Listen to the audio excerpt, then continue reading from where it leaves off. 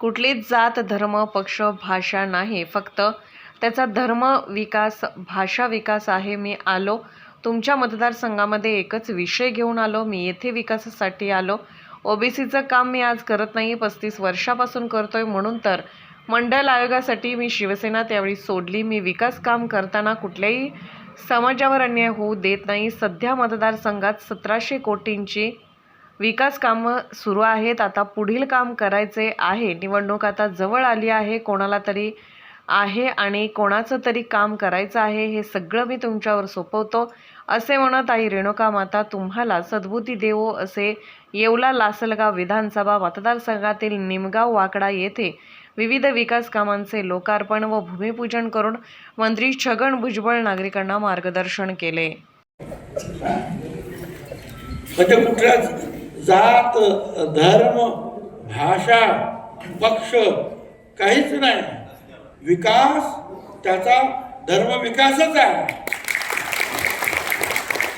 त्याची जात विकास, त्याचा पक्ष पण विकास. मी आलोच मुळे या तुमच्या मतदारसंघामध्ये हा एकच विषय घेऊन मी आलो की मी इथे विकासासाठी आलेलो आहे. त्याप्रमाणे मी विकास करतो. आता काही लोक जे आहे काही विषयाची मांडणी करतात आहे, सरळ सांगायला काय हरकत आहे. ओबीसीचं काम ते मी काय आज करत नाही, ते 35 वर्ष करतोय मी. ते शिवसेना सुद्धा सोडली त्यावेळेला मी त्या मंडळ आयोगासाठी.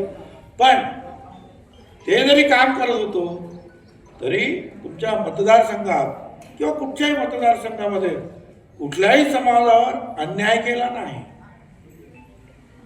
तो वैयक्तिकरित्या सुद्धा नाही केला आणि तो विकास कामाच्या साठी सुद्धा कुणावर अन्याय केला नाही. हे असं कधीच मी पाहिलं नाही. हा माझ्या विरोधात आहे, याचं नाही काम करायचं, हां याचं गाव जर असं नाही करायचं, असं काय अजिबात असा कधीही विचार माझ्या मनात आलेला नाही. आणि म्हणून आता हे जवळजवळ 1700 कोटी रुपये किती कोटी होतात बघा.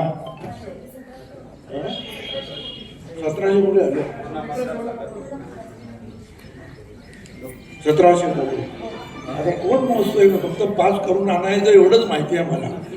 कुठला आणि काय आहे ते पास करून तुम्ही एखादी कळवलं का आपलं ऑफिस आणि तुम्ही सगळे मागे लागले आधी त्याचा पास करा, याला फोन त्याला फोन, हे सेक्रेटरी मंत्री पास करा, चला ताबडतोब. आणि आता पुढचं काम जे आहे तुम्ही करायचं आहे. हे काम पण करून घ्यायचं आहे. आणि निवडणूक सुद्धा आता जवळ आलेली आहे. कोणाला तरी काम दाखवायचं आहे आणि कोणाचं तरी काम करायचं आहे. हे सगळं मी तुमच्यावर सोपवतो. आई रेणुका मातेच्या तुम्हाला सगळ्यांना निश्चितपणे बुद्धी देईल. या खात्यात जे आहे चांगल्या सुधारणा आपण यापुढे सुद्धा करत राहू. तुमचा सगळ्यांचा आशीर्वाद आमच्या पाठीशी राहू द्या एवढीच विनंती करतो. मी थांबतो.